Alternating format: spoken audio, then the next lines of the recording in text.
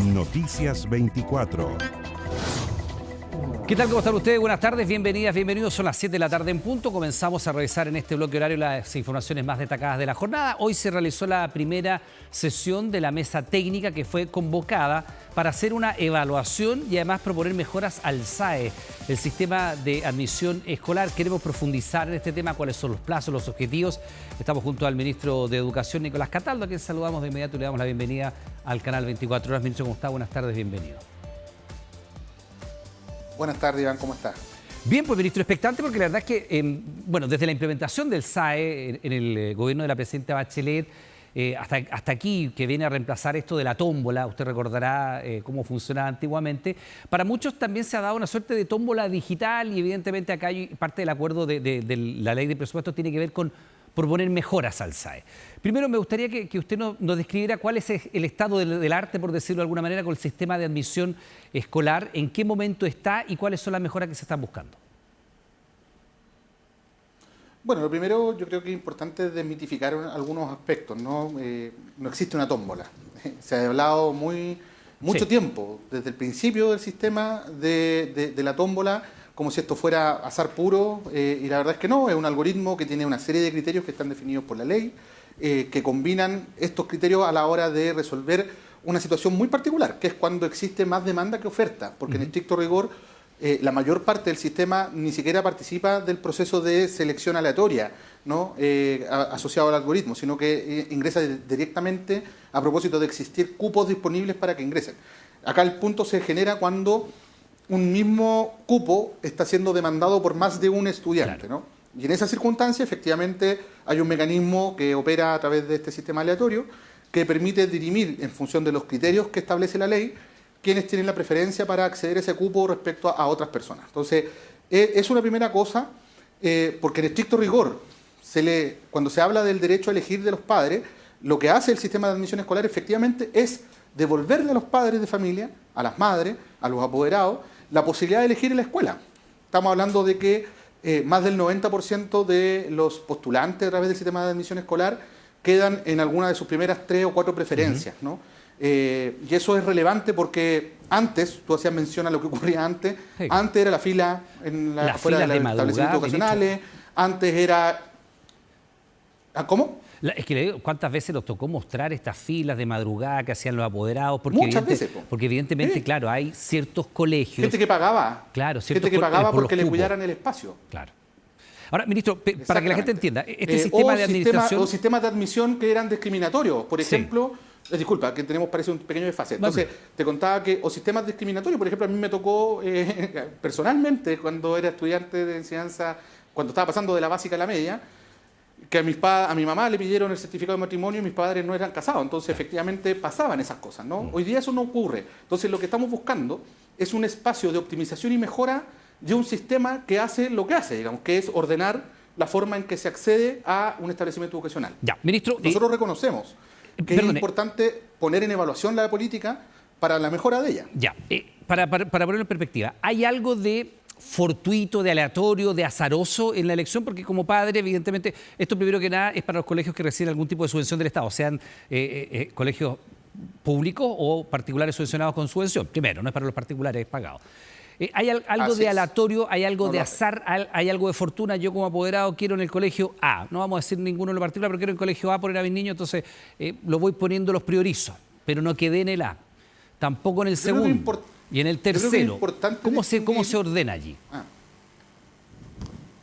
Es importante distinguir la aleatoriedad respecto al azar o a la fortuna, como dicen, ¿no? Esto no es azaroso, porque lo que ordena la forma en que los estudiantes, cuando hay más de un postulante para un mismo cupo, siempre que exista, por decirlo de alguna forma, más demanda que oferta, sí, ¿no? Solo en esos casos es que se produce un proceso aleatorio de selección que tiene relación con criterios que están previamente definidos por ley. Por ejemplo, cuando un postulante es hermano de otro estudiante que ya está en el establecimiento educacional, o cuando es hijo de un funcionario del establecimiento educacional.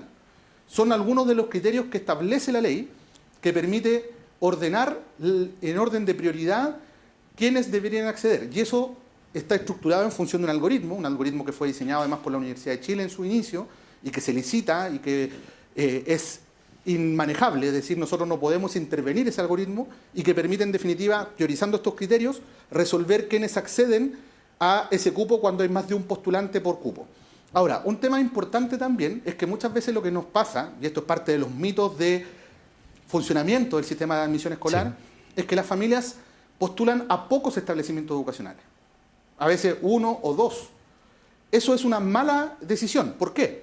Porque postular a pocos no fuerza al sistema a dejar al estudiante en alguno de esos establecimientos educacionales, sino que lo que hace es disminuir las probabilidades estadísticamente hablando de que ese estudiante acceda a un establecimiento educacional.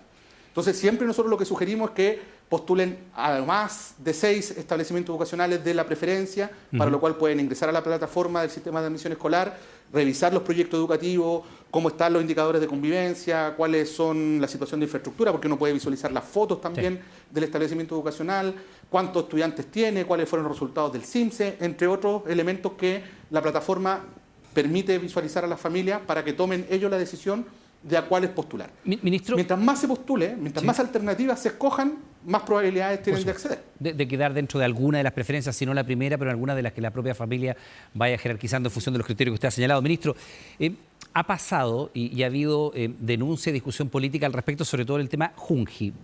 Sé que estamos hablando del SAE, que es para los colegios, pero quiero preguntarle por el mismo tema. De hecho, el diputado Lonton en su minuto hizo una denuncia y mostró el documento, que era un documento de Junji que había sido elaborado por este gobierno. También había uno del gobierno del presidente Piñera y uno del gobierno de la presidenta Bachelet, que dentro de los criterios para priorizar, porque también en los jardines infantiles se da lo mismo. Hay algunos jardines donde hay más demanda, es decir, más familias que necesitan dejar a los niños en un jardín infantil que oferta. En algunas regiones se ha hecho especialmente crítico ese tema.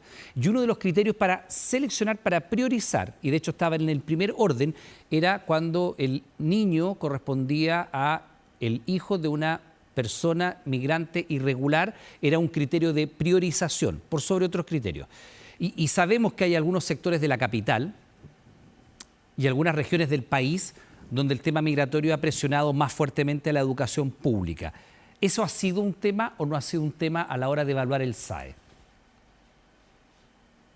Mira, primero, el sistema parvulario no participa del sistema de admisión escolar. Por eso hicimos la distinción. Dos cosas distintas.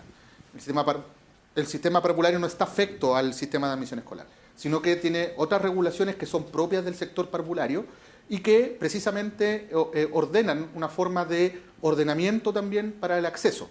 Tampoco es una prioridad por sobre otra, sino que esto también se estructura en función de un algoritmo, es decir, de pesos específicos que los distintos criterios tienen a la hora de ser ponderados para entregar un cupo. Efectivamente, lo que dice en la circular, en este caso de Junji, es que los estudiantes que no tienen RUT, que es distinto a ser hijo de migrante, porque incluso también hay chilenos que a veces no tienen RUT, ese es el primer criterio, lo que no quiere decir que tengan la primera prioridad, sino que es el primer criterio. Luego ocurre que en lugares específicos de nuestro país, por ejemplo en la región metropolitana en algunos territorios, o en el norte, donde tenemos una fuerte presión migratoria, por una cuestión de masa, de cantidad, ¿no? Muchas veces terminan entrando más estudiantes migrantes que estudiantes no migrantes. Ahora, si uno va a los datos agregados de la Junji, la verdad es que el peso que tienen los estudiantes migrantes, los párvulos migrantes en este caso, en la representación total de la matrícula de la Junji es bastante baja, ¿no? La mayor parte de los párvulos que están en Junji son chilenos, por lejos. Sí. Y los estudiantes migrantes o los párvulos migrantes representan un porcentaje mucho menor al total de aquello. Ahora, obviamente, esto siempre se puede revisar, siempre se pueden hacer mejoras al procedimiento de admisión, pero lo cierto es que los párvulos no eligen migrar. Lo cierto también es que los párvulos tienen derechos, pues estamos sujetos a las convenciones sobre los derechos del niño y la niña. Tenemos una política nacional también de resguardo y protección de los derechos de los niños, niñas y adolescentes. Y eso también son elementos que tenemos que tener a la vista a la hora de permitir el acceso al derecho a la educación. Y eso también es muy relevante. Pero yo le preguntaba, ministro, por el tema del SAE. ¿Hay o no hay más demanda? Porque evidentemente se ha producido un ingreso de menores y uno entiende que naturalmente dentro del Estado de Chile, si entra un menor de edad de manera irregular o regular en nuestro país, no es una decisión de él, será de los padres, los tutores, los adultos responsables, pero el Estado de Chile tiene la obligación de velar porque ese niño tenga en lo posible techo, por supuesto, es un derecho humano, educación y salud. Y eso es una situación migratoria que es nueva en el país. O sea, esto no pasaba hace 10 años, la cantidad de población migrante ha ido Es creciendo. reciente. Sí. Yo digo una década para no caer en la discusión bizantina de si en este gobierno, si en el gobierno de Piñera, si es con Cúcuta, si es con... Saquemos eso De eso es irrelevante, al final del día lo que yo creo que tenemos para la hacernos cargo discusión del problema. claro, para la discusión que nos gustaría, o conversación que nos gustaría tener con usted, creo que sacar eso del escenario. Esto es distinto a lo que teníamos hace 10 años y probablemente cuando tengamos los datos del INE nos vamos a encontrar con una población migrante superior al 8%. Es bien probable, y eso es una presión al sistema de salud público y es una presión al sistema educacional. Y también la educación. Por supuesto.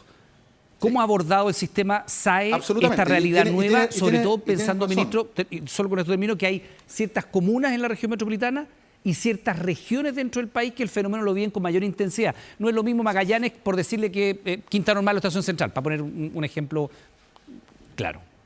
Mira, tú pones exactamente un ejemplo muy potente y quizás yo me confundí anteriormente porque como me mencionaste el ejemplo de educación parvularia, como no está sujeto al SAE, Sí. yo me fui hacia la normativa propia de la JUNGI respecto a acceso. Pero volvamos al SAE. Tú das en el clavo en la pregunta, porque, y esto no lo he dicho solo yo, esto lo han dicho incluso personas, investigadores que son más bien de la oposición que del oficialismo, de que responsabilizar al SAE de los problemas de presión que genera falta de oferta en algunos territorios. Tú has mencionado la región metropolitana, yo te podría decir específicamente Colina Lampa, te podría decir Paine, Sí. o en el caso de algunas regiones, como en el caso de Tarapacá, particularmente las comunas de Alto Hospicio, en el caso de Antofagasta, la comuna de Antofagasta o Mejillones están identificados. El problema no es del SAE. El SAE lo que hace es identificar que hay más presión en determinados sectores, en determinados niveles educativos, donde faltan cupos, ¿no? El SAE solo te da el dato, ¿no? Es como matar al mensajero, responsabilizar al SAE de ese problema. Cuando te faltan escuelas, porque de un momento a otro llegó una presión fuerte de migrantes y que generó una falta de oferta, efectivamente es algo que no puede ser responsabilidad del SAE. Ahora, hay un desafío al sistema educativo de crecer en aquellos lugares donde hay más presión. Ahora, lo que hemos identificado en los últimos 3 años, que es cuando nos empezamos a hacer cargo como Estado, pues yo estoy de acuerdo contigo que aquí no podemos entrar en el debate del gobierno anterior o el gobierno de turno, creo que es inoficioso, al final del día hay que resolver el problema. Lo que hemos hecho en los últimos 3 años es aumentar la capacidad del sistema allí donde ha sido necesario crear más cupos.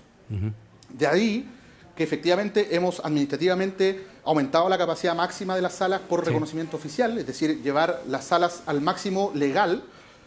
También hemos orientado la construcción de soluciones modulares, porque, ojo, también nos hemos dado cuenta que el fenómeno es móvil y cambiante. Por ejemplo, en el año 2022 construimos salas, en el caso del litoral central, me refiero a la zona costera entre Valparaíso y San Antonio, donde crecimos en capacidad, construimos salas, pero luego la movilidad de esas personas se orientó hacia otros lugares y ahora en esos lugares hay oferta, ¿no? Y la presión por demanda se te movió a otros lados. Esto es un fenómeno que nosotros vamos mirando año a año. Y ahí es donde hemos tomado decisiones. Por ejemplo, este año se están construyendo, en acuerdo que hemos tomado con municipios, salas, capacidades nuevas en las comunas que te mencioné, como Lampa, Colina, como Paine. Estamos también arrendando nueva infraestructura, que ya además habíamos arrendado en años anteriores, nueva infraestructura en el caso de Alto Hospicio. Y además hemos siempre orientado a nuestros regionales, a nuestras secretarías regionales ministeriales, a los CEREMIS de educación, a mapear en el territorio donde hay disponibilidad de crecer en capacidad para poder ofrecerle alternativas a las personas que están optando a través del SAE y que no encuentran cupo porque hay más demanda que oferta. Ministro, sé que es difícil tener el dato porque todavía no tenemos el dato oficial, pero hay una estimación que tenga el Ministerio de cuántos niños migrantes están de manera irregular en nuestro país para tener una idea de cuánto es la magnitud del fenómeno. ¿Hay alguna estimación?